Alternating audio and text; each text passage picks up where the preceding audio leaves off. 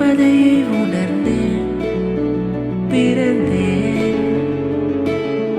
வடிக்கும் கண்ணீர் ஒவ்வொன்றையும் எண்ணி வைத்து கரிசனையாய் காண்கிறேன்.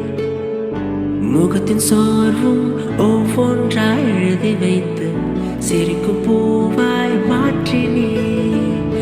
என் தனிமை உமை தேடினேன்,